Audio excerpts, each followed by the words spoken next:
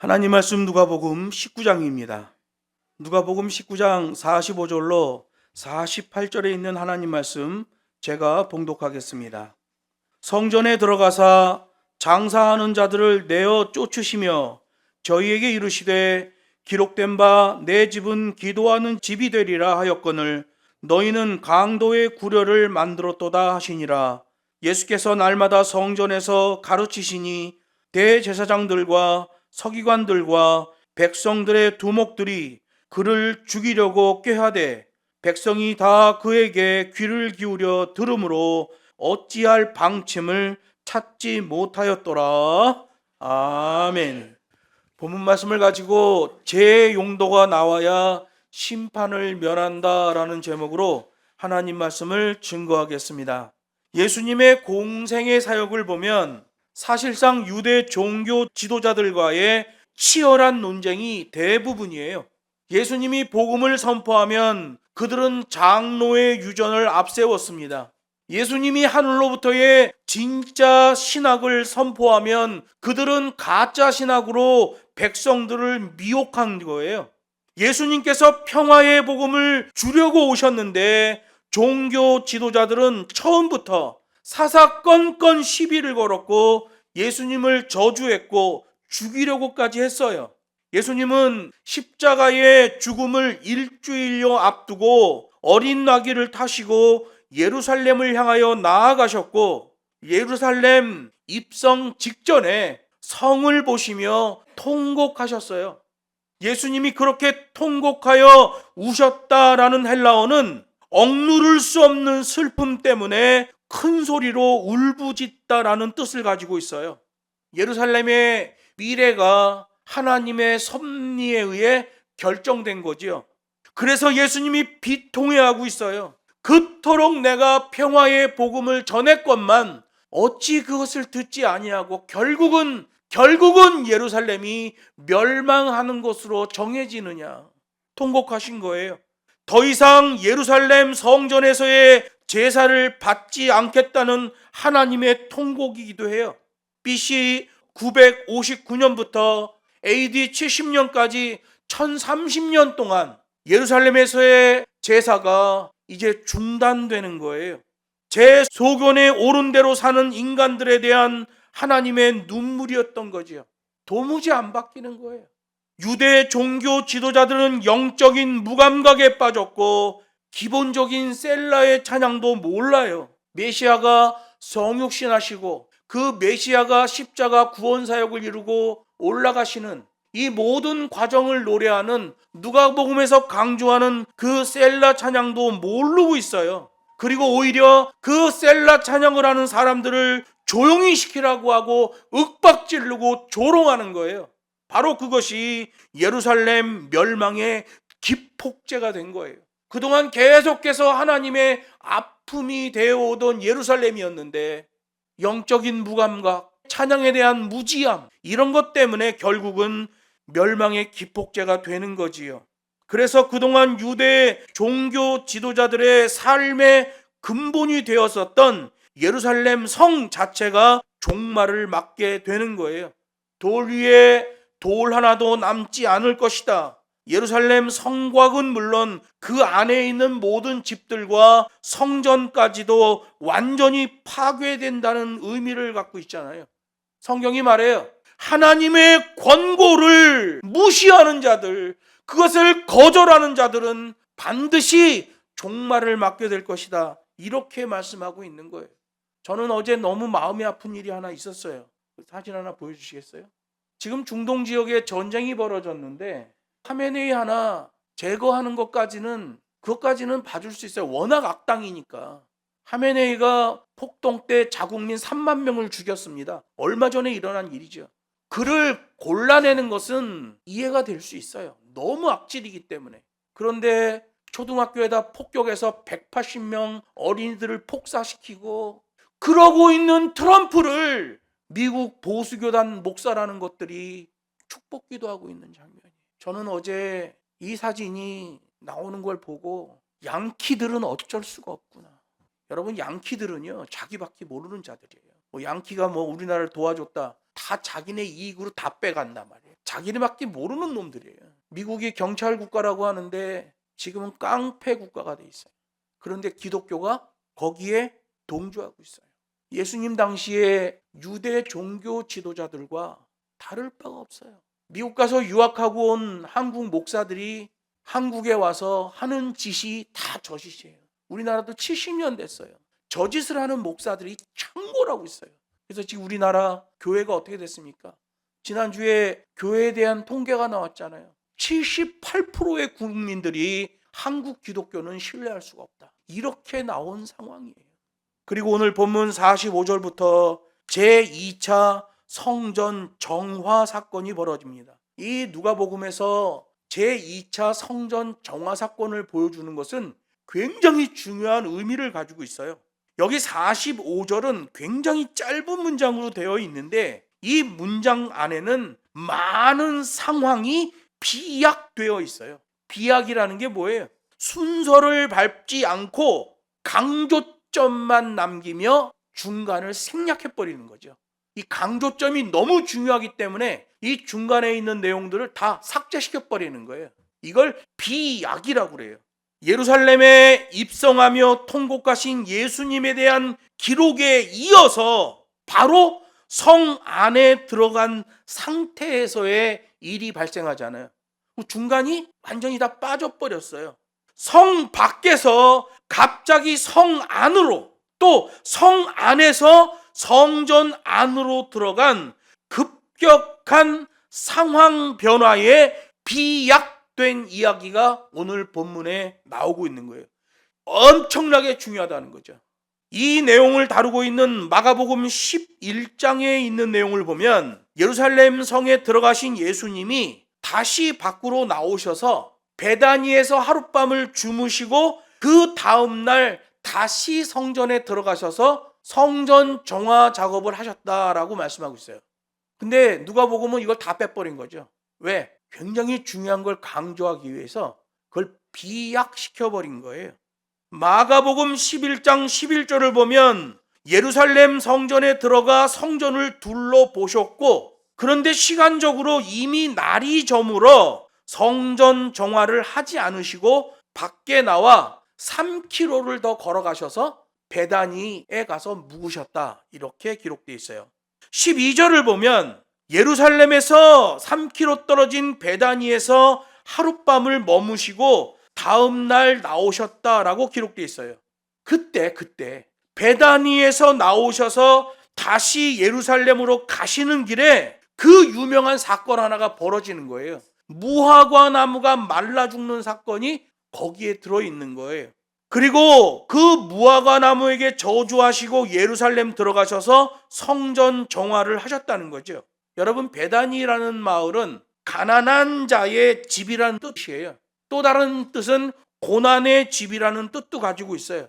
예루살렘과 베다니를 대칭으로 놓고 보고 있지요. 예루살렘은 화려하고 시끄러운 성읍이에요. 왜? 거긴 기득권자들이 살고 있어요. 아주 화려합니다. 시끄럽습니다. 베다니는 정반대의 장소예요. 가난한 자들의 집이에요. 고난의 집이란 뜻을 갖고 있어요. 거기서 나오셔서 예루살렘 쪽으로 가다가 무화과 나무를 저주하십니다. 잎사귀만 무성할 뿐 열매가 없는 것 때문에 이제부터 영원토록 열매를 맺지 못할 것이다 라고 예수님이 선포합니다. 그리고 들어가셔서 성전을 정화하시는 거예요. 이게 전체가 한 묶음이에요. 예수님이 성전에 들어가셔서 내 집은 만민이 기도하는 집이기에 성전 안에서의 장사 행위는 용납하지 않는다 라고 다 들러 엎어버리는 거죠. 그리고 나오셔서 베다니에서 주무신 다음에 다음날 다시 예루살렘에 들어가는데 그 전날 저주를 받은 무화과 나무가 말라 죽어 있는 걸 제자들이 발견했어요. 제자들이 발견하고 주님한테 얘기하는 거죠. 주님, 어제 그렇게 열매 없다고 저주하신 무화과 나무가 말라 죽었습니다. 여러분, 잎이 무성하면 그렇게 하룻밤새 말라 죽지 않아요. 열매를 맺지 않으면, 제 용도가 나오지 않으면 버려지고 멸망의 심판을 받는다는 것을 이 무화과 나무를 통해서 보여주고 있는 거죠. 양키신학에 물들어서 폼생 폼사 현대교회, 열매는 없고 이파리만 무성한 현대교회, 양키신학에 물들어서 건물만 화려하고 제사제도 예배 이벤트만 복잡하고 복음적 영향력은 안 나와지는 현대교회, 국민의 78%가 불신을 하는 한국교회, 그 끝은 어떻게 될지 이 무화과 나무와 예루살렘 성전의 멸망을 보면 알 수 있어요. 제 용도가 나오지 않으면 심판받는 거예요. 즉 누가복음은 구원론 끝판계시를 말씀하고 이어서 종말론 교정계시까지 언급했기 때문에 예수님의 통곡 장면 바로 이어서 성전 정화 심판으로 비약시키는 거예요. 그 중간에 껴있는 것을 다 떨어내도 아무 문제가 없는 거예요. 왜? 구원론 끝판계시, 종말론 교정계시까지 나오고 예수님이 예루살렘 성을 향하여 통곡하셨다. 그 다음엔 바로 심판으로 넘어가 버린 거예요. 이 비약된 부분을 살펴야 당시의 정세와 그 상황을 알 수 있는 거예요. 예수님께서 예루살렘 성전을 정화하신 사건은 모두 두 차례예요. 첫 번째는 공생애를 시작하시고 나서 얼마 되지 않아 예루살렘 성을 정화하십니다. 요한복음 2장에 나와 있는 내용이에요. 2차는 오늘 본문에 나오는 상황이에요. 공생의 마지막 주에 예수님이 예루살렘 성을 정화하시는 거예요. 두 번 정화하신 거예요. 그러면 예수님의 공생애가 3년이기 때문에 첫 번째 성전 정화와 마지막 성전 정화는 약 3년의 기간을 두고 일어났다는 것을 보게 돼요. 그 3년이 타이밍이었어요. 회개하고 돌아올 타이밍이었어요. 그런데 그 기회를 놓쳤어요. 예수님이 통곡하시는 거예요. 내가 너에게 평화의 복음을 주었건만 너희는 듣지 않았다. 시간표가 지나가 버린 거예요. 여러분, 사람도 회개의 타이밍이 있어요. 그 타이밍을 넘어가 버리면 그거 아주 큰일 나는 거예요. 회개를 했으면 그 회개를 한 자세로 인생 끝날까지 살아가야 돼요. 야, 한 번 구원 영원한 구원이란다. 열심히 엔조이 하다가 나중에 한 죽기 1년 전에, 죽기 3년 전에 돌아와서 천부여 의지 없어 손 들고 옵니다 라고 기도하면 하나님이 나 구원시켜 주는 거지. 이건 양키 신학입니다. 다음 그림만 보여주시겠어요? 이 당시의 상황이에요. 1차 성전 정화 사건은 AD 27년에 일어납니다. 그때 가야바가 대제사장으로 일할 때예요. 그때는 안나스 대제사장, 그러니까 앞선 제사장은 섭정을 하던 기간이에요. 안나스는 예루살렘 성전을 기준으로 못된 짓을 하다가 AD 15년에 대제사장 안나스를 해임시켜 버립니다. 그리고 나서 유대교에서 정쟁이 일어나는데 1년마다 대제사장이 바뀌는 사건이 일어나요. AD 15년에서 16년까지는 이스마엘 벤 파피라는 사람이 대제사장이 됩니다. 이 사람은 그라투스 총독이 임명을 해요. 그라투스 총독이 AD 15년에서 AD 26년까지 유대 지역을 다스립니다. 오자마자 보니 안나스라는 대제사장이 온갖 폐악질을 하고 있는 거예요. 그래서 로마 총독이 오자마자 안나스를 폐위시켜 버립니다. 대제사장에서 끊어버려요. 그런데 유대교의 특징이 뭐예요? 대제사장은 종신직이에요. 대제사장이 죽어야 그 다음 대제사장을 임명할 수 있어요. 대제사장이 죽지도 않았는데 안나스를 해임시켜 버리는 거예요. 그런데 해임된 안나스 대제사장의 성전 간섭이 계속 일어나고 있었던 거죠. 그래서 AD 27년에 제1차 성전 정화 사건이 벌어지는데 이 제1차 성전 정화 사건이 일어나고 나서 안나스가 성전 일에 더 이상 손을 쓰지 못하게 완전히 물러나게 돼요. 그러니까 안나스가 AD 15년에 물러났음에도 불구하고 AD 27년까지 12년 동안 계속해서 성전에 섭정을 했던 거죠. 안나스가 물러난 다음에 총독이 세운 이스마엘 벤 파피가 대제사장이 되지만 정쟁에 의해서 다시 물러나고 엘르아살 벤 안나스가 대제사장이 돼요. 이 사람은 안나스의 친아들이에요. 그러다가 다시 1년 만에 시몬 벤 카미투스라는 사람이 대제사장이 되는 거예요. 안나스의 둘째 아들 다음의 대제사장은 또 발레리우스 그라투스가 세우는 거예요. 성전의 제사, 성전의 모든 것들이 대혼란 상황에 빠져 있는 거예요. 그러다가 발레리우스 그라투스가 11년 동안 유대 총독을 마치고 AD 26년에 로마로 돌아가게 되는 거예요.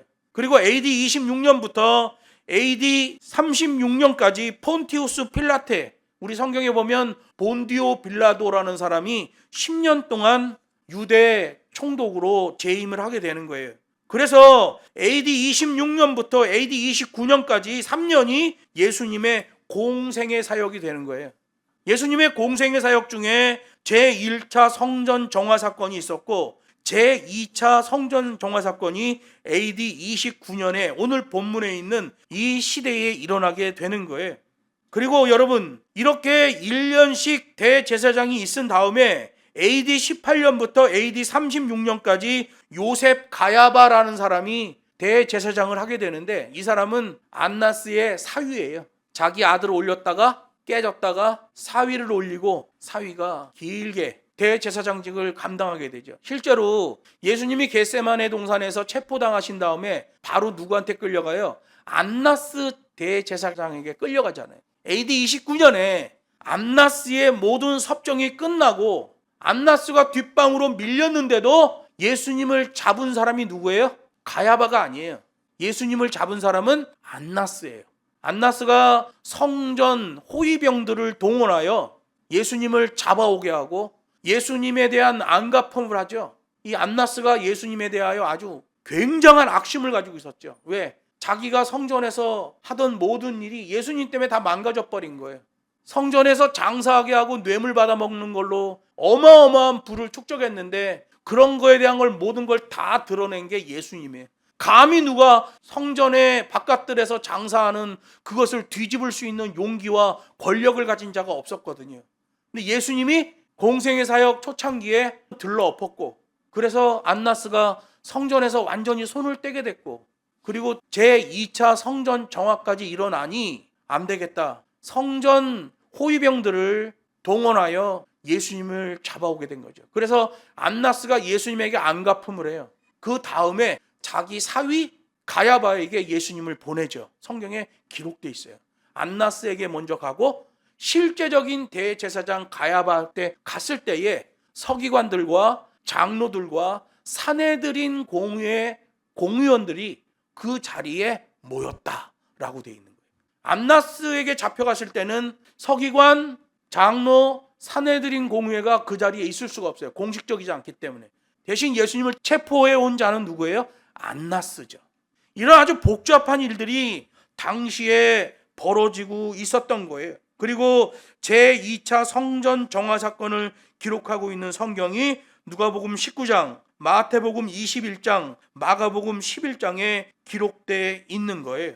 누가는 이런 사건들을 다 뛰어넘어 구원론 끝판계시와 종말론 교정계시를 근간으로 오늘 본문에 있는 상황을 전개시키고 있는 거예요. 그리고 성전을 정화하실 때의 장면에서 예수님의 분노마저도 비약시켜버리는 걸 보게 돼요. 예수님이 진노하셨다, 예수님이 화가 나셨다, 그래서 이렇게 들러푸셨다, 이런 내용도 다 건너뛰어 버려요.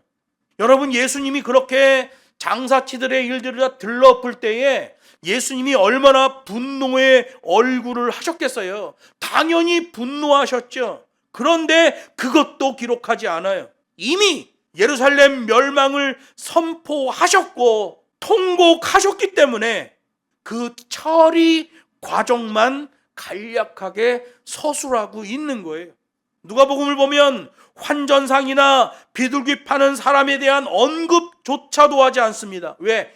강조하며 생략해 비약시키는 율법이기 때문에 그래요.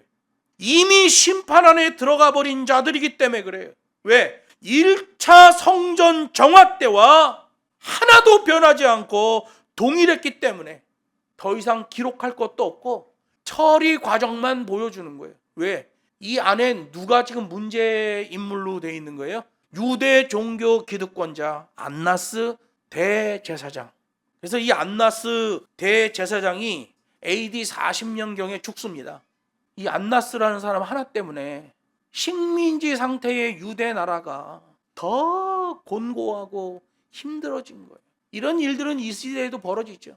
미국이 트럼프 하나 때문에 지금 짊어져야 되는 부채가 얼마나 어마어마한지 몰라요. 상호관세 때린다고 동맹국들 뜯어먹고 온 세계를 뒤집어 놓고 그거 대법원에서 패소하니까 전쟁 일으켜서 그 모든 관심을 외부로 돌리는 프로파간다 정책을 펴고 중동에서 맹주가 되려는 네타냐후 그 사람은 물러나야 돼요. 근데 전쟁 일으키고 안 물러나는 거예요. 그런 것들이 모여서 지금 지구촌을 난리를 부리고 있어요. 1차 성전 정화 때와 2차 성전 정화 때가 동일하기 때문에 더 이상 기록하지 않고 비약시켜버려요. 악당은 안나스예요. 당시 성전 상황을 보면 불법 상인들이 성전 내부 여인들과 이방인들이 기도하는 구역에서 희생 제사용 육류를 팔았고 기름과 포도주 따위를 팔았어요. 남자들은 6월절날 성전에 올라오면 1인당 반세겔씩 성전 세금을 냈어야 됐는데 그 세겔을 내야 됐기 때문에 대제사장과 결탁한 환전상이 난립했던 거예요. 그냥 아무 돈이나 내면 되잖아요. 그런데 반드시 반세겔 그 동전으로 내게 돼 있단 말이에요. 그러니까 환전을 해야 돼요. 거기서 돈을 뜯어먹는 거죠. 돈을 뜯어먹고 대제사장에게 뇌물을 주는 거죠. 종교 지도자들과 상인들의 야합 때문에 성전이 뇌물 장사터가 되어서 종교 부패가 일어나고 예수님은 그런 형태를 정죄하셨던 거예요. 하나님께서 명하신 계명대로 해야만 제 용도가 나와지는데 하나님의 계명대로 하지 아니하고 지네 마음대로 해야 되는 거예요. 트럼프 봐요. 지네 마음대로죠. 우리나라도 지난 몇 년 동안 지네 마음대로 하던 나라였어요. 난리가 나는 거예요. 여러분, 어떤 일을 하던 법과 식이 중요한 거예요. 그 법과 식대로 해야 제 기능, 제 용도가 나와지는 거예요. 예수님의 통곡, 도저히 참을 수 없어서 터져나오는 울음, 그리고 예루살렘은 그로부터 40년 후에 멸망을 당하게 되는 거예요. 여러분, 이러한 하나님의 말씀의 법칙은 이 시대에도 동일합니다. 법과 식대로 하지 않으면, 아가페 한 동작대로 하지 않으면 망하는 거예요. 종교 지도자들인데 성전을 변질시키잖아요. 기도하는 하나님의 집을 강도의 구렬로 만드는 자들이 나오잖아요. 예수님이 오셔서 평화의 복음을 주시고 그 회복을 그렇게 강조하셨지만 결국 안 듣는 거예요. 여러분, 그래서 우리가 하나님 앞에 신앙생활할 때는 그 신앙생활의 생각과 말과 행위가 내 생각, 내 기준에서 하면 안 돼요. 내 안에 있는 기준으로 하면 망하는 거예요. 내 밖에 있는 기준으로 해야 돼요. 하나님이 주신 이 성경 말씀, 이 밖에 있는 기준이 나를 간섭하고 나를 통제해야 돼요. 그래야 심판을 면하는 거예요. 예수님이 예루살렘 들어가서 2차 성전 정화를 하시기 전에 보여주신 무화과 나무가 말라 죽는 사건, 열매를 맺지 못하니 멸망이다, 제 기능이 나오지 않으니 심판이다, 이렇게 말씀하고 있는 거예요. 성전을 변질시키는 자들에 대한 말씀은 다음 시간에 계속 이어서 증거하도록 하겠습니다. 잠시 기도하겠습니다.